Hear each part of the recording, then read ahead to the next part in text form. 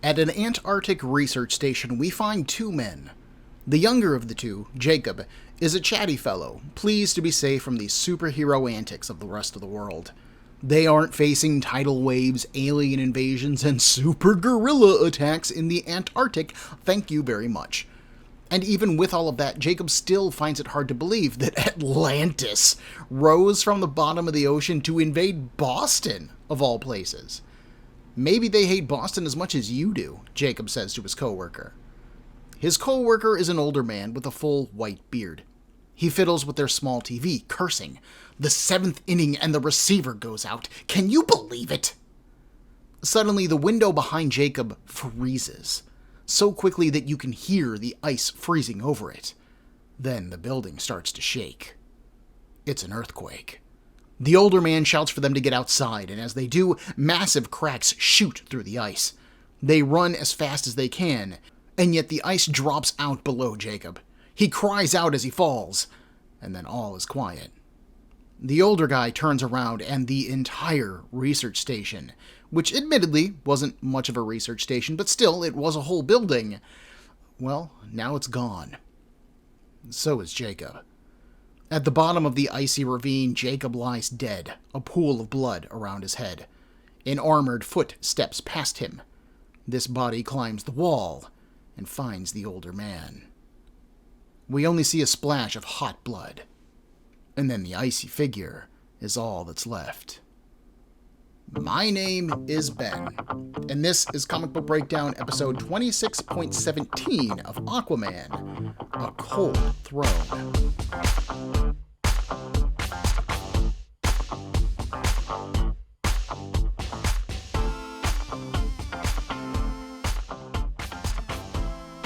Author Jeff Johns, ladies and gentlemen, hitting us with the action movie opening sequence.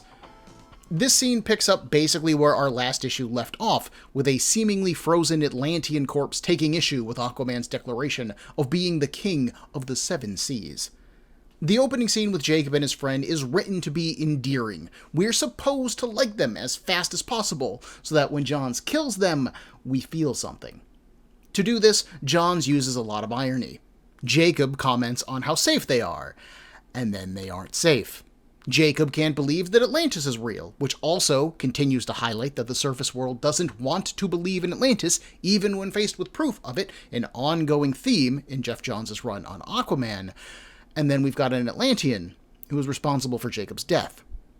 This scene is meant to be just a little bit funny, so that when the tragedy of these deaths hits us, that emotional whiplash is even stronger. But this scene also shows us a little bit more about this mysterious icy figure. They appear able to control the cold or maybe manipulate ice with an ability that is maybe similar to Mara's hydrokinesis.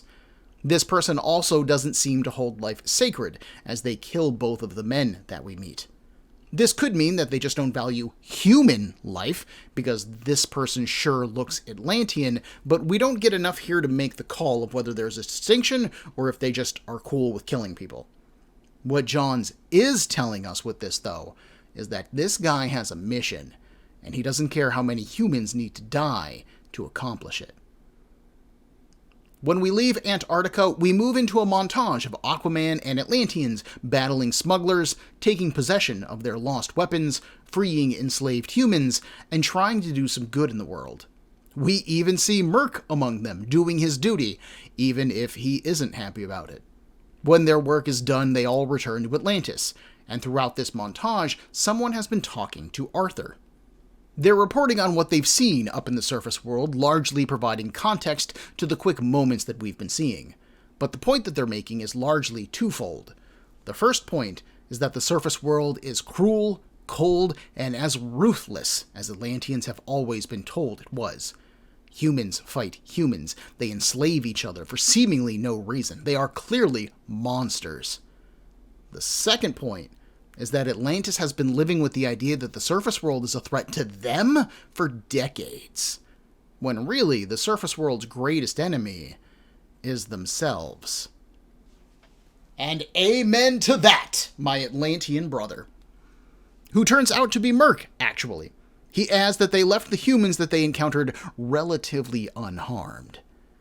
That feels like a little passive-aggressive to me, Merc. Merc didn't have to say anything about the condition of the humans that they encountered, but he is the one who made sure to bring it up with Arthur. So he wants Arthur to know that they fought humans, and he wants Arthur to know that he listened to him and that he didn't kill them.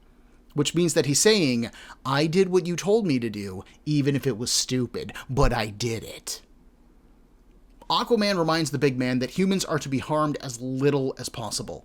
The world cannot see Atlanteans killing people, and here Merc interrupts his king. Who cares what the surface world thinks of them? Let them be afraid. Let them focus on destroying each other instead of us. They aren't all bad, Arthur tries to argue, but Merc isn't willing to listen to any of his excuses. He hasn't seen any proof of humanity's goodness.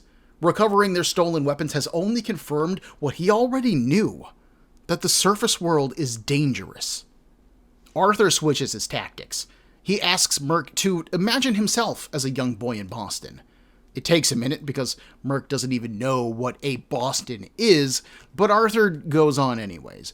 Imagine you're a little kid in Boston, and then Atlanteans rise up out of the ocean, flood your home in your city, and then they start killing whoever is still alive. Merc thinks that the surface world is full of monsters. Well, the surface world thinks the same of Atlantis right now. Merc looks at him. What do they think about you, then? Before Arthur can answer, a messenger interrupts them. Orm's sister is waiting for him in the throne room, and a shadow passes over Arthur's face. I love this scene with Aquaman and Merc. This is one of those things that I love about comics. Just good storytelling in general, but comics specifically. I love the character work. I love the drama of it all. Aquaman is out here trying to show the surface world that Atlantis can be a force for good. But at the same time, he is accidentally showing Atlantis all of the terrible things that the surface world does incredibly well. Why should Merc be patient and kind with humans when all the humans that he's seen, the only humans that he's seen, honestly, are murderers, smugglers, kidnappers, and criminals? Doesn't Merc have a little bit of a point when he says that we are our own worst enemy? And then we have his ending dig at Arthur, which I don't think is meant to be a dig, but I can see it being that way from Arthur's perspective. Arthur is doing all of these activities as a PR campaign, right, to win over the hearts and minds of the surface world, with America as his specific focus. So when Merc asks, if they think that Atlanteans are monsters, what do they think of you? I think that's an honest question for him. Arthur is half human. He grew up on the surface. He has fought there for years. Merc has no concept of what Arthur's life has been like, to be quite honest. He doesn't know what Arthur's gone through. So is he viewed as a hero amongst humanity? Is his faith in humanity, seeing Atlantis' worth, well placed? Or is Arthur a half-human monster, as bad as the rest of them? What I love most about this discussion, though, is that the answer to that question is honestly neither. Aquaman is, to the general public up to this point, a joke. Not awesome enough to be a hero, but also not scary enough to be a threat. Aquaman has ended up awkwardly as a punchline. Merc doesn't know it, but he's asking Arthur if his plan to redeem Atlantis could work based on whether or not it has worked for Arthur in the past. And you and I know that it hasn't. The throne room of Atlantis is a circular shape. A large stone version of the A-glyph that we have seen a few times now rests on the wall behind a pair of twin thrones. A ring of statues circles the room, and we find Tula staring up at one. Of Orm. Arthur greets her. Tula spins to look at him, and then she kneels. Arthur tells her that she doesn't have to do that, but Tula doesn't listen. Do you want to take your throne before I address you, King Arthur? She asks. He looks at the seats. No, that's all right. Tula then gives her report. The city is still waiting for his formal address, as well as his appointment of a new royal advisor. He still needs to pass judgment on his old advisor, too, Volko. But more importantly for now, she reports that her unit has traveled the 5th of the Seven Seas, and she has reclaimed many Atlantean weapons while dispatching several human smuggling rings. Arthur thanks her for doing so. Tula then says that her duty, as the leader of the Drift, is to execute his orders under the veil of secrecy, and she'll do it. But her duty as Orm's sister is to ask after him. She understands that Arthur and herself do not share a father, but they do share a mother and a brother. So, is the surface world going to kill Orm? Arthur assures her that he won't let that happen. But they want to kill him, she says, for his perceived crimes against them. Yes, Arthur says, but you have to trust me. I can't have him brought back to Atlantis, but I can keep him safe. Tula closes her eyes, absorbing this. When she opens them, she tells him, yes, my king.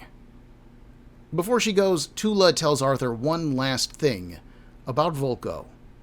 He might have betrayed Atlantis, but if you are looking for someone who is selling their weapons, then he might be of use.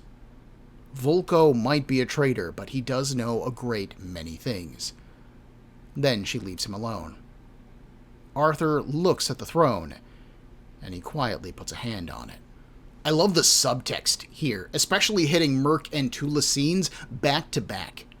Merc questions Arthur because he ultimately doesn't believe in his ability to make good on his words. Tula questions him so that Arthur can make good. She is willing to see how this man acts and whether or not he'll prove himself based on the outcomes of her concerns. And I think that stems from their familial connection. This is the first that we've heard about Orm having a sister, which actually makes her Arthur's half-sister as well. From what Orm said during the Throne of Atlantis crossover, he cared for Arthur and loved him. He was willing to invade the surface world to get him back when he was a child.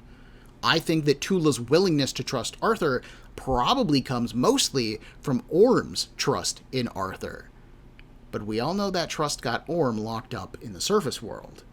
She's willing to give Arthur a chance, but if he fails or balks, then she could turn on him too. We can infer that because Tula lists off the things that the King of Atlantis is expected to do, and Arthur hasn't done them yet. He hasn't made a public address yet. He hasn't appointed a new advisor. He hasn't judged Volko. Aquaman is the king of Atlantis, and yet he isn't behaving like an Atlantean would. That's a dangerous thing to do in the middle of such a large power shift. It certainly cost kings their crown in the real world, like as a part of history. Arthur's attempts to win over the surface world might cost him his chance to win over Atlantis. She's keeping track. I also like Tula's subtle opinion working in there when she says Orm's perceived crimes. Tula doesn't think that Atlantis' attack was anything wrong. She thinks that they were justified. She'll do her job because that's her duty, and she'll obey her king because that's the job, and she'll trust Arthur because they share some amount of blood. But deep down, she is an Atlantean first. And as far as she's concerned, they were wronged. That puts Arthur in a dangerous place of needing to trust people like her and Merc and the rest of the Atlantean military, while knowing for a fact that they disagree with his methods and his goals.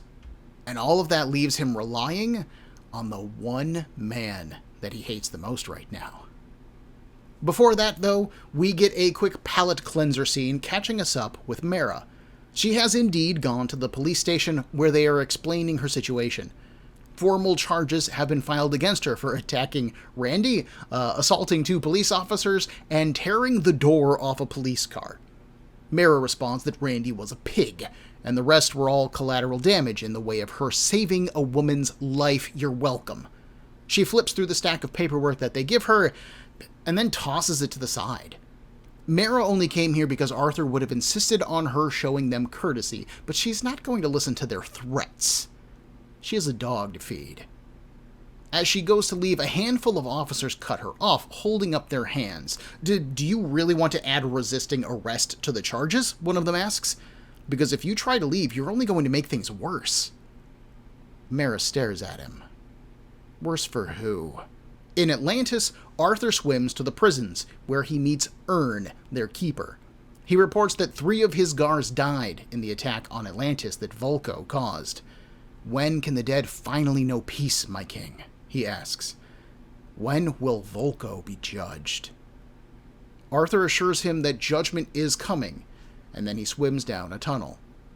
To Vulko, who is kneeling, his arms and legs heavy with chains. "My king, how may I serve you?" Vulko asks. "Don't you dare bow to me," Arthur says. "Get on your feet and look me in the eyes." Vulko does. He regrets the sacrifice of his relationship with Arthur and that of the Atlantean lives, but he would gladly do it all again if it still meant that Arthur took the throne. Now, Vulko knows that Arthur doesn't chat with people that he doesn't like, and he certainly doesn't like him right now, so he must need something from Vulko. And the old man is happy to give it. Arthur explains his problem. Someone is gathering up Atlantean weapons and selling them. Does he have any idea who that could be? Vulko does indeed. He spent a long time on the surface before Arthur came to him. In that time, he met many men who were like Dr. Shin, eager to find Atlantis or any proof of its existence. There was one in particular that Arthur currently thinks is dead, a man named Peter Mortimer, the weapons dealer. Arthur grimaces. The scavenger.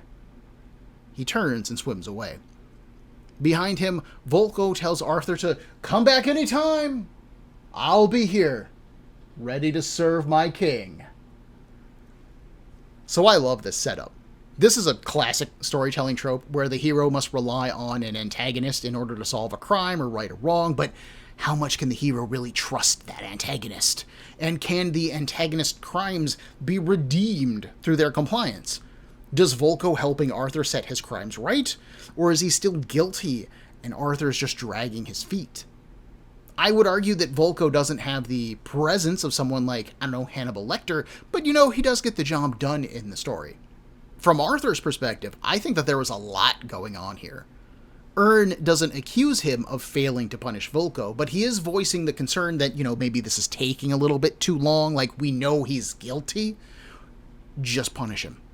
Give the dead the justice that they deserve. But Arthur hasn't moved on this yet, and that makes him look weak, ineffective, or like maybe he even sympathizes with Vulko. How many times do you think Arthur can visit Vulko and get advice before someone accuses him of just sparing the murderer?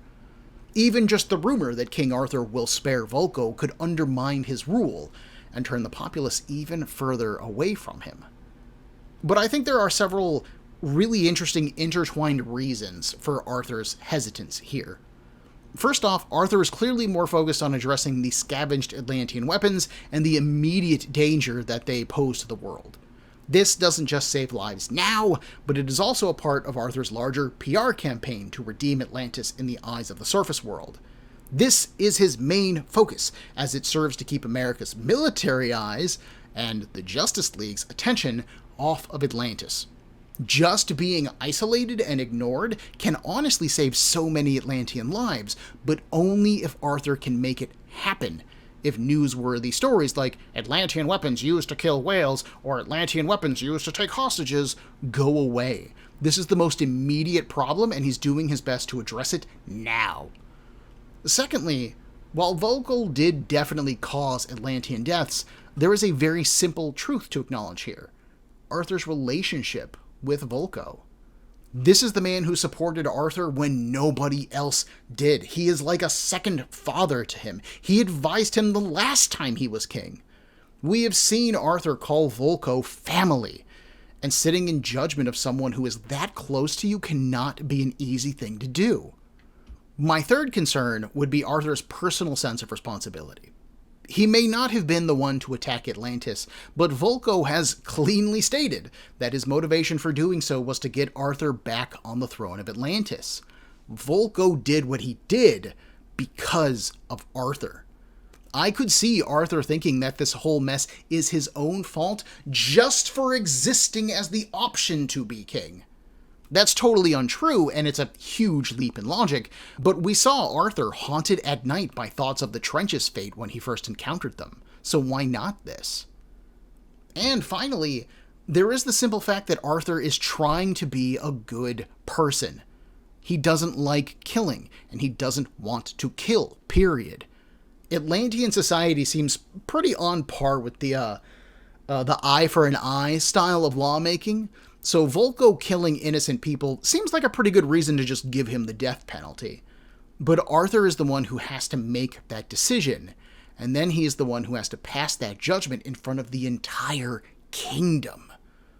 Arthur has killed someone before, and he hates himself for it. He doesn't think that he is the hero that everyone who knows and loves him and respects him thinks that he is because of it.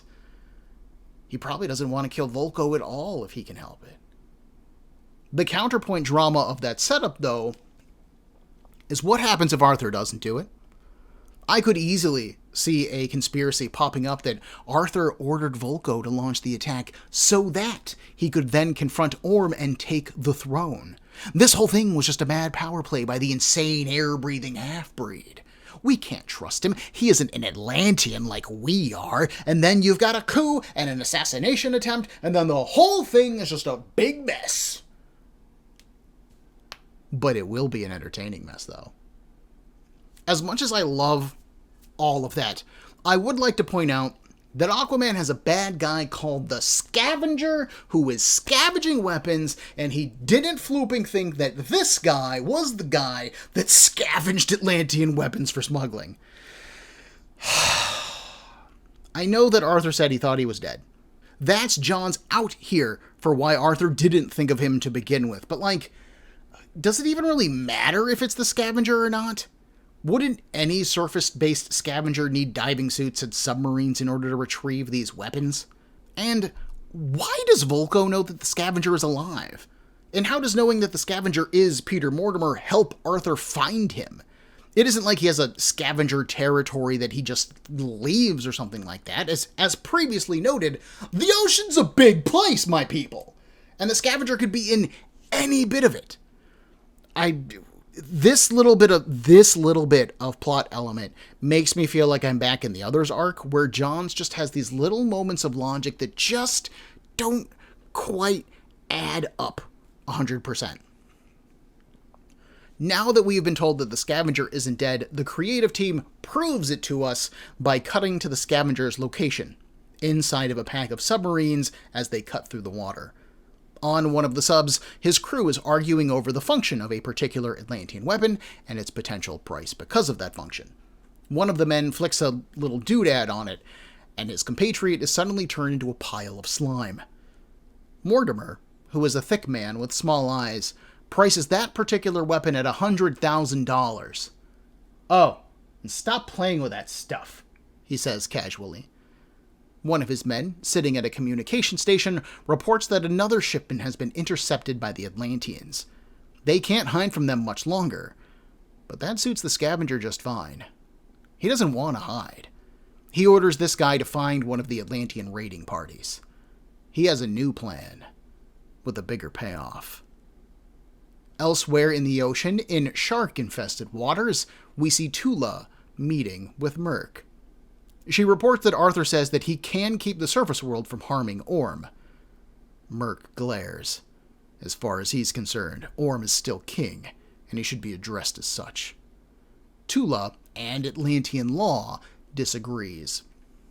Those laws were written in an age when the surface world wasn't the threat that it is today, Merc argues. It's only a matter of time until they bring their violence down here. They have seen what the humans do to each other. Remaining firm, Tula says that she has faith in Arthur. She trusts that he can do this. Merc doesn't.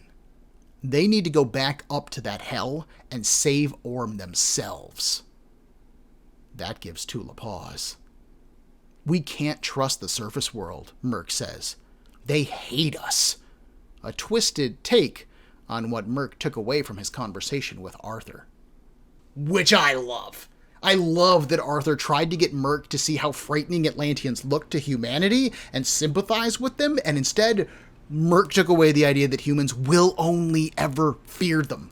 What a swing and a miss. Oh.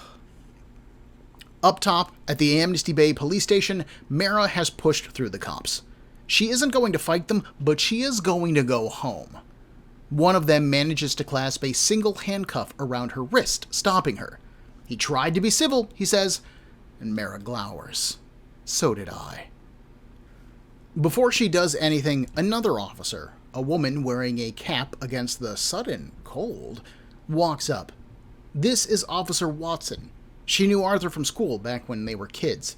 They weren't close or anything like that, but she believes that he's a good man, and he wouldn't be with Mara if she wasn't a good woman. No sane judge will sentence her to jail after all the good that she's done. But if she's going to live in human society, then she needs to respect their laws and trust their system. Just come back inside and we can talk this out. Mara stares at Officer Watson carefully. Okay, she says, I will. And then a powerful gust of freezing wind blows in, slamming her against a car. The light snow that was falling is a storm now, and Mara tries to bring her powers to bear on it. But she can't. Mara cries out in pain and falls. A final gust of wind hits so hard that it flips the police cars over. The humans that were in the scene have all been flash frozen, and even Mara is only barely okay in the snow. A decayed form, clad in Atlantean armor, shuffles over to stand above her body. A long, straggly, frost-filled beard hangs down his face.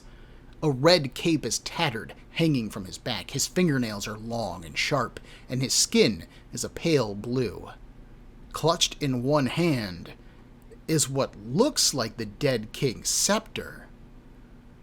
Daughter of Zebel, He says, you will lead me to your people, and the seven seas will be mine once again. So we all know that there's a dead king of Atlantis, right? We have been told that he was the first king of Atlantis, back before it sank, and we know that he has a trident that allowed him to control the creatures of the trench. We also know that Arthur's aquatic telepathy is a trait inherited from the first king. And now we have this guy, who looks so very much dead, walking around with what looks like the dead king's trident, saying that he's going to rule the seven seas again. So who puts down $20 on this guy being the first / the dead king? Anybody? Any takers? Put some money down on this. We got it. We got it, guys. We got it. I would like to point out that this guy is fast. It's only been a few hours, maybe, since Mara was taken to police headquarters, and this fine example of the Walking Dead has gone from the Antarctic to Amnesty Bay. That's pretty impressive. Or author Jeff Johns isn't keeping good track of his plot points and the timing of how each one is supposed to line up with each other. I personally find it hard to believe that Amnesty Bay would be big enough to warrant several hours of time passing between Mara being arrested at the grocery store and then this scene at the police station. They should happen pretty back-to-back with very little time in between. Like, the only real time that should have been eaten up here would have been travel time from grocery store to police station, right? But the Dead King's travel distance would indicate that much more time has passed. Arthur's adventures kind of seem to indicate the same. That opening scene montage where he's stopping sea-based crimes with the Atlanteans feels like it takes place over the course of hours or maybe even days, but that can't be true if Mara's story is supposed to be happening simultaneously. Anyways, the Dead King flash freezes some more humans, demonstrating once again that human life means very little to him. But he spares Mara, and he knows that she's from Zebel. That is interesting and kind of scary, given how little Mara says about her past. She's a fairly private person, and this guy knowing about her background means that he knows a lot of stuff that he shouldn't know. The idea of him not caring whether humans live or die is echoed in that earlier scene we got with the scavenger. One of his crew turns another one of his crew into slime, and the guy just barely blinks. This guy is cold, he is all business, and that means that he is willing to go places and do things that Arthur would never consider. Johns is demonstrating that the scavenger is just more than some nerd picking up lost weapons. He is a dangerous character. And then we have Tula and Merc's two scenes spiraling together into treason. But how treasonous will they get? Johns definitely did the 2 scenes with them earlier to show us who they are as individuals and how they view working with Arthur. Merc hates it and actively wants to rebel, so this plot to free Orm feels very natural for him. But Tula could kinda go either way. Is she a good servant of the king and she's just playing along so that maybe she can turn on Merc when he goes too far? Or is she actually willing to overthrow Arthur and free Orm? And maybe even not overthrow Arthur, but at the very least, free Orm. Right now, I think that Tula can go either way, and I think that's because John wants us to think that. I love how much stuff there is going on in this comic. It is just so fun to read, and it's just so much going on. How about some more fun, then? Aquaman issue 19 opens with King Arthur outside of Atlantis. Back at the end of Justice League, issue 17, we saw him pull a conch shell out of a chest before he returned to the seas. Now, having swum out to a relatively empty area, Aquaman pulls that conch shell out. He blows into it, and then waits for a moment. A shadow shifts before him, rising high above him. He smiles into the shadow cast by it. Hello, Topo. Topo is an enormous sea creature. It's 1 part tentacle monster, 1 part armored shell, and 1 part clacking mandibles. Its mouth is open just casually, and you could fit 10 Aquamen in it with no problem. But Topo doesn't dive forward or attack Arthur or anything. It just sits there. Back at Atlantis, a small group of Atlantean guards meet at the prison. They're gossiping about what their king is doing, reporting that he has summoned the monster. These guards are a literary stand-in for narration boxes, telling us what Arthur is doing through their commentary. Ern, the captain of the guard, balks at the idea of Arthur summoning the monster. Call the army immediately! If the king's telepathy should fail to control it! But another one cuts him off. It's no matter. They say that the king's telepathy won't work on it to begin with. It's too intelligent. Arthur swims up so that he is closer to Topo's eyes, and he speaks to it. From our end, the conversation appears to be one-sided, but Arthur responds as if Topo is saying things. He appears to hear something that we can't. It's been a long time, he says. I've been away. Yes, on the surface. No, it hasn't improved much. And then he adds, Topo, I need your help. He asks Topo to find the scavenger. He says that he normally works out of a decommissioned nuclear submarine, and Topo is the one thing big enough to restrain it. He doesn't want it destroyed, just held, emphasizing that humans could be hurt otherwise. Topo closes its eyes, and then drops back down into whatever depths it came from. As Arthur looks down into the pit, his expression is scared, concerned, disappointed. Did this just not work? Did Topo tell Arthur to floop off? It's impossible for us to tell as the audience, and I think that's honestly part of the point. Author Johns has had foreign creatures dialogue translated in this comic before, most notably with the Trench in our opening 4 issues.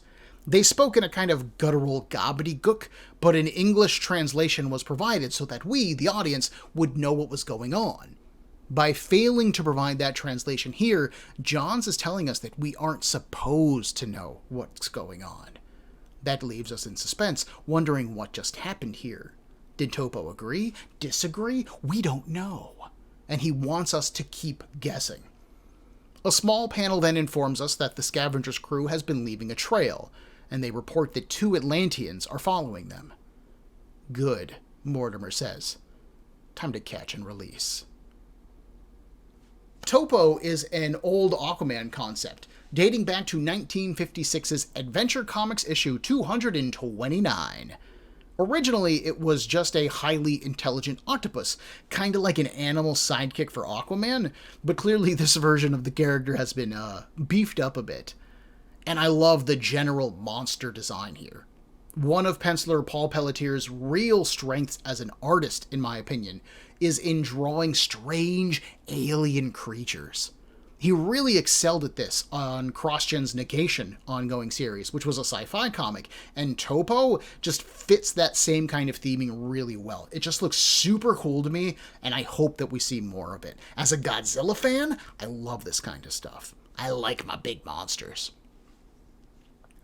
At Belle Reve Prison, a lawyer is meeting with Orm to discuss his case. But Orm isn't really listening. His hands are pressed to the wall, and he's concentrating. "It's raining, isn't it?" he says. "I can hear it." Orm straightens up. "It's probably the most wonderful thing I've discovered up here. The sound of rain striking rooftops." The lawyer tries to get him back on track. "Listen, Ocean Master, my name is not Ocean Master. My name is Orm." The lawyer pauses. "Okay, Orm, you're facing the death penalty, and I don't think you're taking these charges seriously. The prosecutor is going to show every one of these pictures to the people lost in your attack to the jury. He'll ask for their families to speak on their behalf. Unless you plead guilty to the murder charges, they..." "Murder charges?" Orm asks. "What about the Atlantean lives lost when your missile struck my nation? In all these endless discussions that we've had, no one has mentioned the lives lost in my country. No one has asked if children died or how many of them there were. It's almost like the lives don't matter if they aren't American." He then rests his knuckles on the desk, looming over the lawyer. "Leave me, or risk being the subject of my growing frustrations with your world's lack of perspective." "Our lack of perspective," the lawyer says. "You have no idea how our culture or laws even work." Orm disagrees. He's read their books on law and how they plan to kill him. They had better succeed when they try, Orm says. Then he turns away and tells the lawyer to leave, before he hurts him. The man does begin to gather his papers, but he's pretty indignant about it. "I'm the only friend you have up here." "Once again, you are only thinking of air breathers, lawyer. I have plenty of friends." And with that excellent transition, we move over to Tula and Merc. Nicely done transition, team. I love it. But I gotta ruin it, because I didn't think we were actually going to continue to see Orm as, like, an actual character in this comic. I don't remember him doing anything noteworthy other than star in an upcoming solo issue, and I do not recall what happens in that story at all. So getting to actually spend some time with Orm is kind of a nice treat for me. Orm continues to be arrogant and full of himself, which is kind of what I would expect of a king who was arrested. I like him hearing the rain outside, possibly a nod to the idea that maybe all Atlanteans have enhanced hearing. We certainly know that Arthur does, but I kind of figured that was due to his, like, hybrid mutant DNA, like Namor being able to fly over at Marvel Comics, right? But maybe not. Maybe it's something that all Atlanteans can do, like apparently they can all breathe on the surface and not just underwater. But, as someone who loves the sound of rain and falls asleep to a rain machine every night, I immediately like Orm just a little bit more. Otherwise, Orm refuses to accept this plea deal that's on the table. He isn't guilty of killing innocent humans because human weapons killed innocent Atlanteans first. They were at war, and you know what happens in war? People die.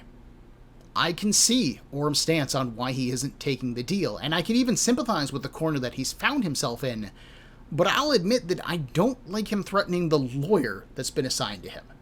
First off, that's just wrong. Like, Orm outright threatens this guy with bodily harm if he doesn't leave him alone. Dude, this guy's trying to help you. Calm down. And second, we've been told that the surface world is pretty terrified of Atlantis after their attack, and I'm sure that this guy did not want the job of defending the Ocean Master in court. I do, however, like Orm saying that he has read books on American law. This implies that he's been busy in prison, reading up on the American legal system. This shows that Orm is intelligent, he's active, he isn't just waiting for something to happen to him, he is trying to learn and prepare, and I think that's really cool. And then we have him mentioning friends, which connects us back to Merc and Tula, who are already talking about busting Orm out of jail. This isn't just a nice scene transition, although it is a nice scene transition. It also indicates that Orm trusts that someone from Atlantis will be coming for him. Tula and Merc swim to what they refer to as the Old City, which is where someone named Swat lives, S-W-A-T-T. This guy apparently likes his privacy, and out here, he can move about as he likes, Merc says. They go into Swat's home, which is empty of life, and Tula's fine with leaving. Oh no, he's not here, I guess we'll come back later, she says. Merc insists that they stay, though, and they swim up a tube inside of the building. At the top of it is a pool of water, which they exit into a sealed room. There is no water here, and it's where Swat lives. The room is filled with trinkets, maps, and other things collected that represent the surface world. Swords, pictures, safes, megaphones, just whatever he can find. You know Ariel's grotto in The Little Mermaid? It's like that, but way less fancy looking. Merc sneers as he looks around. "Look at this trash," he says, picking up a safe. "Shameful. Swat has clearly been going to the surface against King Orm's direct orders." Tula holds up an old camera. "Is everything here from the surface?" she asks. "Why would he want such things?" And of course the flash goes off in her face, startling her, and she drops the camera, breaking it. A voice then cuts in. "What are you doing?" A bolt of electricity shocks the intruders, and Swat stands over them. Swat is about the same height as Tula, but he is male. He's thin, with a body that is slightly hunched over, or maybe the artwork just makes him look hunched over. He wears a black bodysuit, full body, with finned ridges along his forearms and calves. His hands appear to be tipped with claws, but it's hard to tell if that's like a natural thing that he has claws, or if it's a part of the suit. Large goggles hide his eyes, and a breathing tube connects his face masks to a port on his chest. "You're not supposed to be here. We had an understanding, Merc. I keep your secret, and you keep mine." Merc charges Swat, but the thinner man leaps over the charge and then shocks him. Tula wraps her arms around Swat's neck. "We only came to talk," she says, struggling. "Merc only knows how to shout," Swat replies, which is a great summation of just who Merc is as a person. "If you're gonna arrest me..." Tula interrupts him. "Why would I want to arrest you?" "Because of what I am now," Swat says, and then he shocks her. But Swat was so focused on Tula that he stopped paying attention to Merc. The big man grabs Swat's face mask and tears it off. Then he shoves Swat's head into the pool that they emerged from, muttering, "Freak." Tula doesn't understand, though. Merc explains that Swat can't breathe underwater anymore, not without his mask. We don't ever get a clear view of Swat's unmasked face, but what little that we do see is misshapen and maybe scarred? Tula shouts that Merc is killing him, and she pulls his good hand off of Swat, freeing the smaller man. There's a bit more postulating between Swat and Merc while Swat puts his mask back on. It finally stops when Merc says that he needs Swat's help to free King Orm from the surface.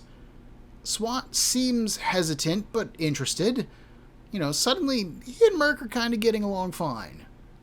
Tula, however, is distracted. Someone is contacting her, and the word balloons that do it look like watery. The word balloon is blue with white text, with like smaller bubbles kind of popping out of them. I'm guessing that this is maybe some kind of Atlantean spell, because I don't know how this person is contacting Tula otherwise. Anyways, King Arthur is asking for her and the Drift to join him. So, Swat is interesting. First off, he clearly has history with Merc. The pair talk about each other with a very familiar ease and contempt. Merc clearly sees himself as an agent of stability. He is a defender of Atlantis and its essence, of what it means to be Atlantean. But he is willing to break Atlantean law, only because he thinks that King Arthur isn't Atlantean enough.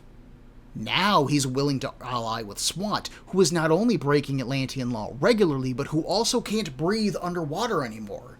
Swat is almost as least Atlantean as you can apparently get, but Merc would still rather work with him than with King Arthur. Swat clearly sees Merc as a loud bully. Again, he is someone who is restoring order. He is putting things right. He thinks that Merc and Tula are there to arrest him, because they are both agents for the Crown in one way or another. When the pair reach SWAT's home and he isn't there, Merc goes inside because he doesn't want to risk SWAT seeing them on his way back to his home. He was afraid that if SWAT did, then he would just avoid them altogether. So SWAT is clearly no idiot. He knows that he is doing something wrong, but he also knows that he just wants to keep to himself. Obviously, we don't know why SWAT can't breathe underwater yet, but that is an interesting concept to me. SWAT also appears able to shock people through touch, but whether that's a function of his suit or some kind of inborn power, obviously, again, we don't know yet. We just met this guy. As alluded to, his face appears misshapen or scarred, so maybe he's been experimenting on himself, or somebody else has been experimenting on him. Maybe this is some part of fan project that he is doing so that he can visit the surface world more often. I don't know, clearly, but I'm intrigued. When I tried to look up information to see if SWAT was a pre-existing character who was getting a new 52 update, there was nothing else. He only appears during this run of Aquaman, which, A, it's a shame that the character does not continue into the future, but B, it also means that everything we learn about SWAT is going to be right here. So, that's a nice bit of self-contained storytelling.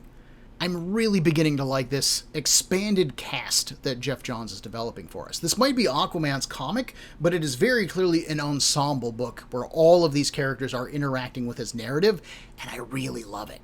Back in the rest of the story, south of the Florida Keys, we see a sailboat struggling to move in a storm. We see men fighting the rigging and women trying to call for help below deck. One of them points out in surprise that it's snowing outside. And now we see the unconscious body of Mera being pulled by her hair. The icy dead form that we saw last issue is pulling her along. Just as he is about to emerge from the snowstorm, he raises his copy of the dead king's scepter, and then he drops it. A blast of cold air erupts out, freezing the boat, the seawater, and the people inside. Mera starts to come to, and she's startled to see the bodies in the water. As she's trying to jump into the water to save them, the frozen figure grabs her by the arm. "They are already dead," he says. "You stay on board." He pulls Mera in, his eyes glowing a light blue. "We will go down with the ship. That is the only way that the barrier to the triangle will open. I designed it to swallow ships whole." The icy storm continues to rage around the ship, freezing more and more ice onto it. Frost gathering on her face, Mera stares at him. "Who are you?" "I am your king. Bow before me," he commands.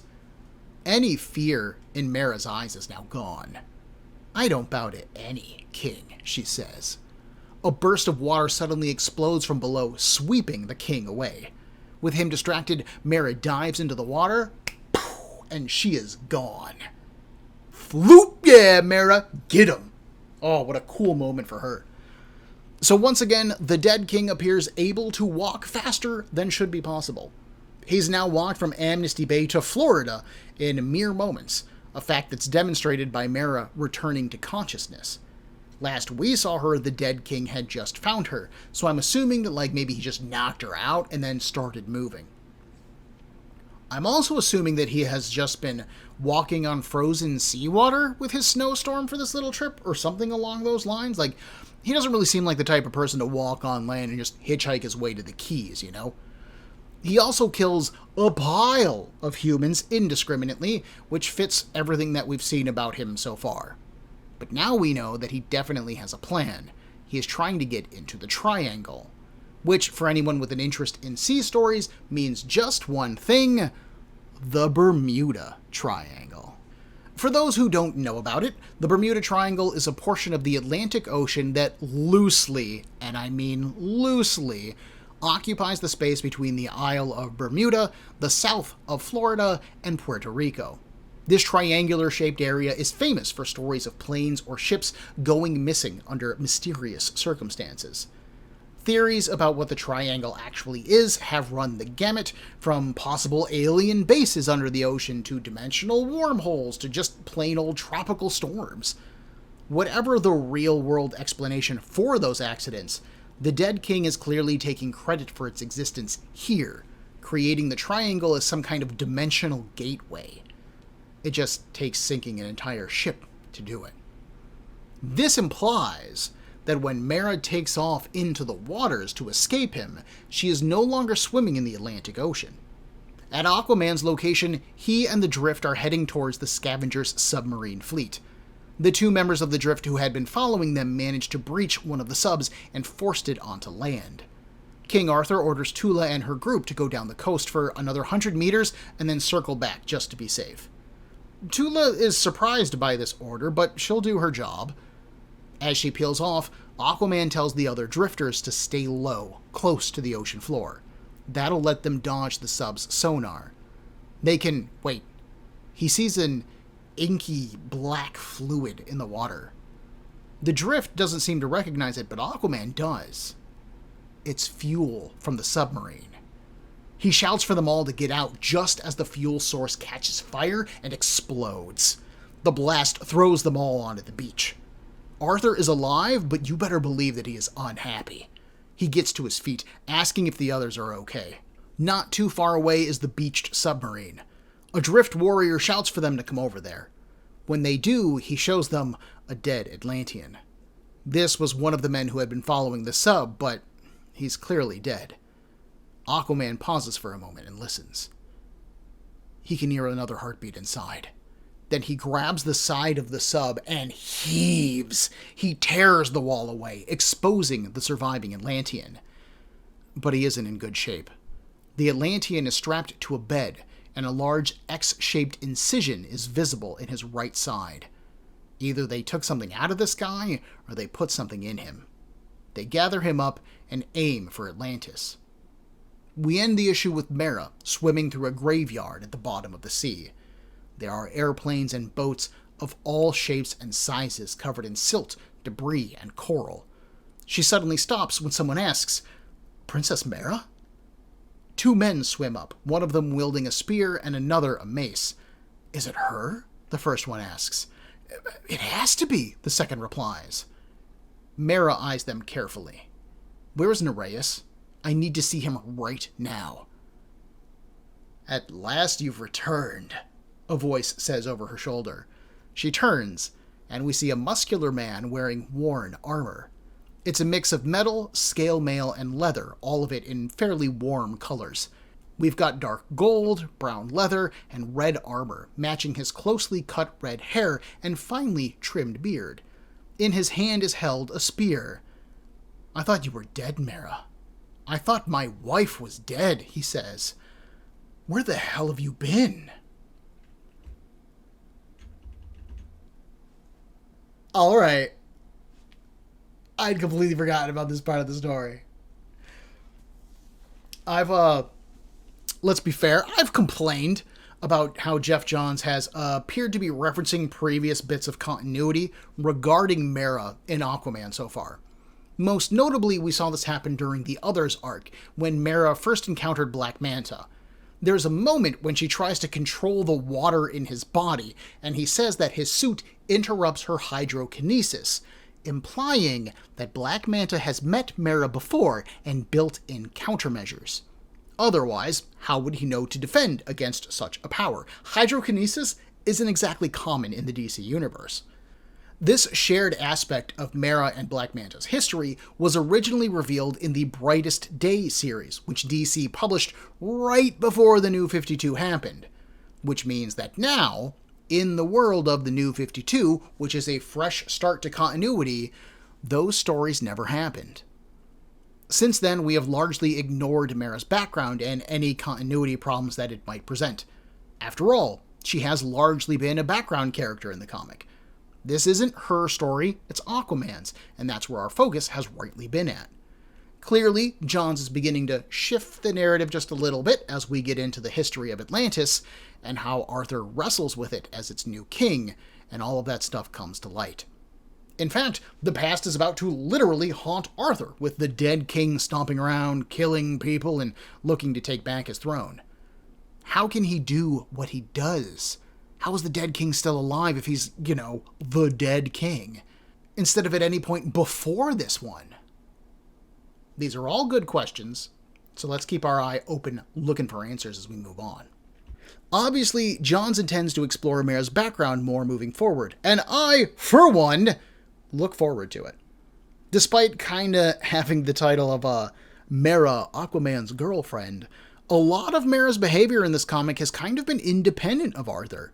Her trip into town twice and wrestling with the consequences of that trip has only had Mera involved. When they were dealing with Atlantis' invasion, Mera was the only one essentially saving Gotham and Metropolis, using her hydrokinesis to unflood the cities. And when it came time to rescue the Justice League, Mera was already waiting for Cyborg to be good to go in order to save them. She has been a constant background presence, a reassuring power this entire time, and I hope that we explore her a bit more in this story going forward. Clearly we're going to, but I hope we really get into some meaty stuff. The scene before this ending with the scavenger's trap is, well, I mean, it's a trap! He straight up said that he wanted to do a little catch and release. He's caught two Atlanteans, he's lured Arthur in, and now Arthur is taking the wounded Atlantean back to Atlantis. And all for altruistic reasons, don't get me wrong, that man needs help. But either the scavenger wanted something from one of these men, or they were putting something in him. I hope it's the latter, and not the former. Before we move on, I do want to point out that the coloring for these two issues has been much improved over our last issue. We do have a new inker with issue 17, Sean Parsons, but Rod Reis does stay on as the colorist. This work looks much more in line with the work that we saw previously during Ivan Reis's run as penciler, where everything is just tight and well colored. So maybe issue 17 was a fluke, or a rush job, or maybe it was just a bad day. I can't tell, but I like what I'm looking at. These two issues, 18 and 19, also have one of my favorite comic book concepts going on. Their covers are paired. Whew. Both of these covers feature a king of Atlantis sitting on his throne. Issue 18 has Arthur, his face hidden in shadows, his trident just within grasp. You can feel the burden that this role has placed upon him, really continuing the idea from our previous cover, actually. Arthur might be king, but he isn't really triumphant or pleased to be there. Similarly, issue 19 has the dead king sitting on a throne of ice, his back bowed with age and power. In his hand is his scepter, which is neat, and this issue's cover is also a fold-out cover. If you fold the inside cover out, it features Aquaman kneeling and Mera looking on sadly. That is super dramatic, and it looks good, and it hints of Arthur maybe giving up the throne. Maybe it's taken from him, but it definitely says what the dead king is shooting for here. He wants his throne back, regardless of who is in it and whether they're a good person or not. I love a good paired cover. It's like whipped cream on your ice cream, right? Like, this isn't necessary to do, but it just adds a little something extra when it is done, and I love it. You want me to buy two covers of a comic book? Make them a paired cover, and just, ooh, I'll be there. Next time, we are actually interrupting this developing and compelling story with a visit to the Others. Author John Ostrander takes over for Aquaman issue 20 as the Others find the heir to Kahina's seal of truth. Then in issue 21, we learn about Mera's home, the dead king claims his first territory, and the scavenger finds the treasure that he has searched for his whole life. Join me in a week for Comic Book Breakdown episode 26.18 of Aquaman, A Haunting in Zebel. If you enjoyed this episode of Breakdown, please make sure to hit that like button, and if you are not subscribed to the show, then click on that as well. I love getting feedback, and I would really appreciate it if you did so. If you have any questions, concerns, or would like to suggest a comic or a series to me, Breakdown can be found on Facebook, Instagram, and on a variety of podcast platforms, with links in the description for this episode below, as well as the email cbbreakdown@gmail.com. Thank you for your time and attention.